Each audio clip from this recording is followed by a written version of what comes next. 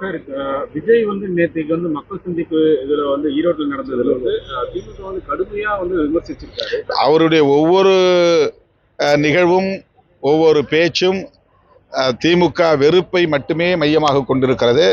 அவருக்கு நாட்டை பற்றியோ மக்களை பற்றியோ மக்கள் நலன்களை பற்றியோ எந்த பார்வையும் இருப்பதாக தெரியவில்லை.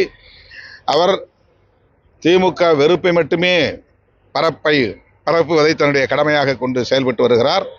மக்கள் இதை கவனித்துக் கொண்டிருக்கிறார்கள். அவருக்கு என்ன விஷன், அவருடைய பார்வை என்ன, அவருடைய திட்டம் என்ன, அவருடைய நோக்கம் என்ன என்பதை மக்கள் பார்த்து கொண்டிருக்கிறார்கள். தேர்தலில் அது வெளிப்படும். திமுகவும் ஃபெவிகாலும் பிரிக்கவே முடியாது, திமுக ஊழலும் ஃபெவிகால் போல ஒட்டிகிட்டே தான் இருக்கும், பிரிக்க முடியாது அப்படின்ற மாதிரி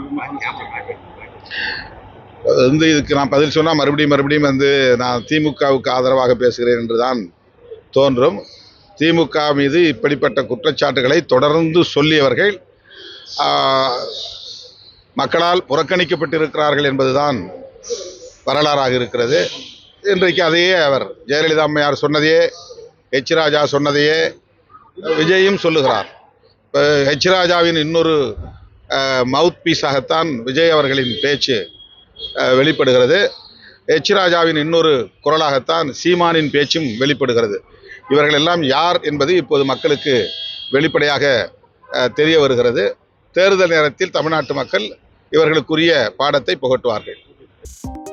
2.66 கோடிக்கும் அதிகமான மக்களின் உள்ளங்களை வென்ற தந்தி டிவியின் டிஜிட்டல் தளங்கள், 1.25 கோடி யூடியூப் சப்ஸ்கிரைபர்ஸ், 47 லட்சம் ஃபேஸ்புக் ஃபாலோவர்ஸ், 25 லட்சம் இன்ஸ்டாகிராம் ஃபாலோவர்ஸ், 23 லட்சம் எக்ஸ் ஃபாலோவர்ஸ், 11 லட்சம் தந்தி ஆப் டவுன்லோட்ஸ், 35 லட்சம் வெப்சைட் மந்த்லி ஆக்டிவ் யூசர்ஸ்.